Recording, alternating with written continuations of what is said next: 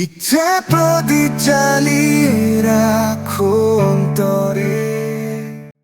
মস্তিষ্ক বিকাশ লাভের বিস্ময়কর কারণ।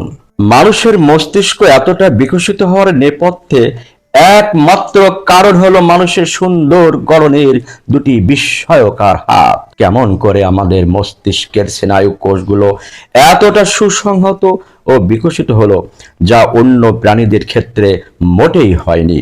তার একমাত্র কারণ মানুষের সুন্দর আদলে তৈরি বিস্ময়কর অসাধারণ দুইখানা হাত। এই হাতের গুণেই মানুষের মস্তিষ্ক এমন উৎকর্ষতা লাভ করেছে। কেমন করেছে সম্ভবপর হলো সেই কথাই বলবো।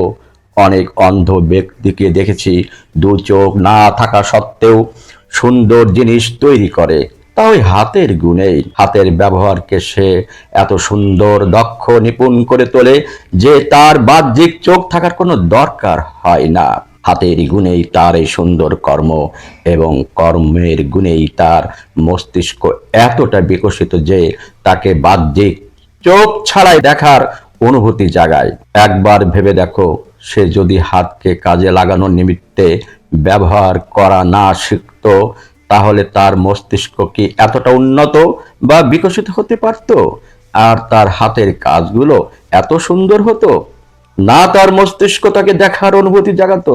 অন্ধ ব্যক্তির হাত হলো সেই চোখ যা কোনো বস্তু স্পর্শ করার মাধ্যমে বস্তুর গঠন প্রকৃতি সম্পর্কে একটা পরিপূর্ণ ধারণা জন্মায়, তা ওই সুন্দর গড়নের হাতের গুণেই। পৃথিবীতে প্রযুক্তি ভিত্তিক যে সভ্যতা অর্জিত হয়েছে, তা ওই হাত ও মস্তিষ্কের পারস্পরিক ব্যবহারিক কর্মের ভিত্তিতে সম্ভবপর হয়েছে। মানুষের মতো বুদ্ধি সম্পন্ন অনেক প্রাণী জগতে আছে, তারা কেউ মানুষের মতো নয়। তাদের হাতগুলো মানুষের মতো দেখতে মনে হলেও সেইগুলো মানুষের মতো নয়। সেই হাতগুলো দ্বারা শক্তভাবে কোনো হাতিয়ার ধরতে পারে না তারা। আর তাই তারা বিশ্বকে জয় করতে শেখেনি। বিশ্বকে জয় করতে হলে দরকার মানুষের মতো হাত, তা তাদের নেই। কিন্তু মানুষ বিশ্ব জয় করার স্বপ্ন দেখেছে। বিশ্ব জয় করার নেশায় মানুষ যত স্বপ্ন দেখেছে, তত সে হাত ও বুদ্ধিকে বেশি কাজে লাগাতে সক্ষম হয়েছে।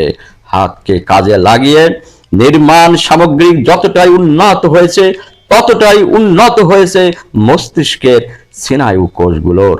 আবার একইভাবে মস্তিষ্ক যতটা উৎকর্ষতা লাভ করেছে, ততটা উৎকর্ষ সাধিত হয়েছে বস্তু সামগ্রিক বেলায়, বস্তু নির্মাণ শৈলীতে। ধন্যবাদ।